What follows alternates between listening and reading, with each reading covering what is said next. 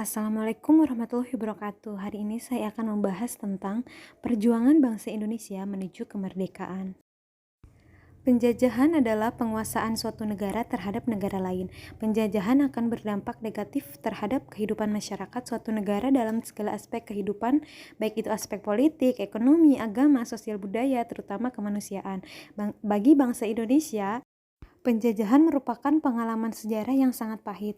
Oleh karena silih berganti dijajah oleh bangsa asing, Indonesia juga pernah berada dalam fase tersebut. Salah satunya adalah ketika wilayah Nusantara dijajah oleh orang-orang Eropa atau bangsa-bangsa Barat.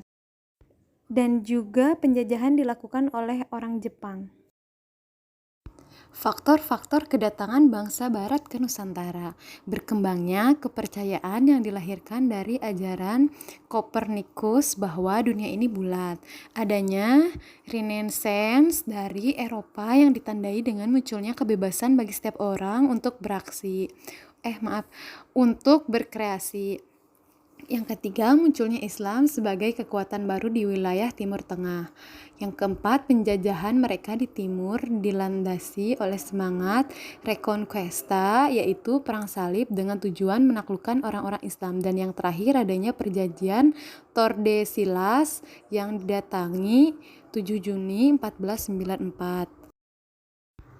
Selain faktor eksternal yang mengakibatkan penjajahan terjadi di Indonesia, faktor internal juga turut ambil dalam kedatangan bangsa Barat sebagai berikut. Terjadinya kontak hubungan perdagangan antara penduduk pribumi dan orang asing. Penduduk Nusantara termasuk Indonesia adalah penghasil rempah-rempah yang sangat diperlukan oleh orang-orang Barat. Dan yang ketiga, kondisi penduduk Nusantara masih berupa kerajaan-kerajaan kecil yang sangat rentan dengan persaingan di antara mereka. Terjadi ambisi untuk saling menaklukkan. Masuknya bangsa Portugis ke Indonesia melalui penjelajahan samudra. Bangsa Portugis telah berhasil mencapai Kalikut India pada tahun 1498. Bangsa Portugis berhasil mendirikan kantor dagangnya di Goa 1509. Pada tahun 1511 di bawah pimpinan de Albuquerque, Portugis berhasil menguasai Malaka. Masuknya bangsa Spanyol ke Indonesia, ekspedisi bangsa Spanyol di bawah pimpinan Sebastian de Elcano melanjutkan usahanya untuk menemukan daerah asal rempah-rempah dengan melewati Kepulauan Cagayan dan Mindanao. Akhirnya sampai di Maluku pada tahun 1521.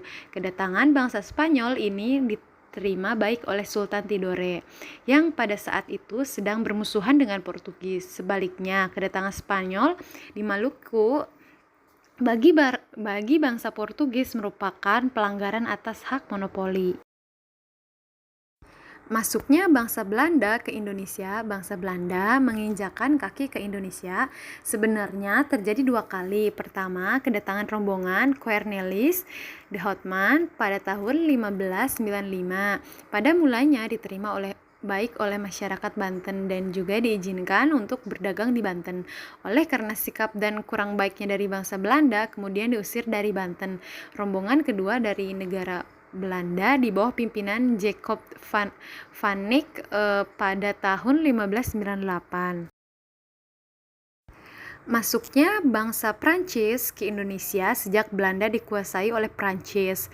Louis Napoleon merasa kekhawatirannya keberadaan Pulau Jawa yang merupakan jantung jajahan Belanda di Indonesia jatuh tangan ke Inggris. Oleh karena itu, Louis Napoleon segera mengirimkan seorang militer, Herman Willem Daendels ke Indonesia atau ke Pulau Jawa sebagai gubernur jenderal. Kebijakan-kebijakan Daendels dalam upaya mempertahankan Pulau Jawa yaitu yang pertama, membuat jalan raya dari Anyer sampai Panarukan.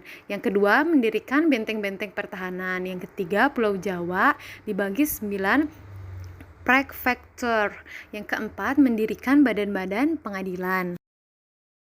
Masuknya bangsa Inggris ke Indonesia setelah Jensen menyerah tanpa syarat kepada Inggris. Gubernur Jenderal East India Company atau EIC, Lord Minto, yang berkedudukan di India kemudian mengangkat Thomas Stamford Raffles sebagai letnan gubernur atau wakil gubernur untuk Indonesia atau untuk Pulau Jawa. Kebijakan Raffles yaitu yang satu menciptakan sistem sewa tanah atau land rente, yang kedua menghapus kerja rodi, dan yang ketiga membagi Pulau Jawa menjadi 18 karesidenan.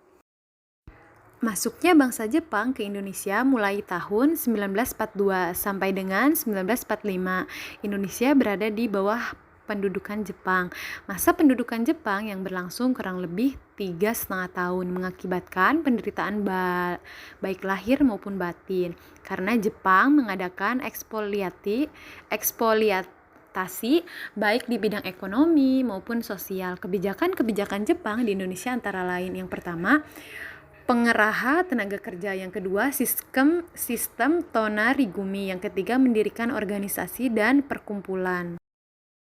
Dampak penjajahan di Indonesia. Dalam bidang ekonomi, kondisi perekonomian penduduk Nusantara sangat parah pada masa penjajahan, terutama sejak diberlakukannya sistem tanam paksa oleh pemerintah Hindia Belanda. Kemiskinan, kebodohan, kesengsaraan, dan kelaparan telah menimpa hampir seluruh penduduk di Nusantara. Kondisi ini disebabkan karena beban pajak yang memberatkan. Dampak bidang politik dan ideologi. Pemerintah Hindia Belanda menerapkan aturan yang keras terhadap para aktivis atau kaum perjuang yang berjuang melalui partai politik. Ada upaya-upaya pembatasan ruang gerak bagi kaum aktivis pejuang agar pejuang pribumi tidak berkembang sehingga dapat membahayakan pemerintahan penjajah. Adapun dampak bidang sosial budaya, akibat penjajahan ditandai oleh melemahnya kekuasaan feodal dan bangsawan. Kelompok raja dan bangsawan telah kehilangan fungsinya sebagai pemimpin dan penggerak perlawanan. Pemerintah Hindia Belanda juga membagi 3 golongan masyarakat yang berdampak terhadap pengakuan hak dan kewajiban. Mungkin cukup sekian penjelasan dari saya, kurang lebihnya mohon maaf. Wassalamualaikum warahmatullahi wabarakatuh.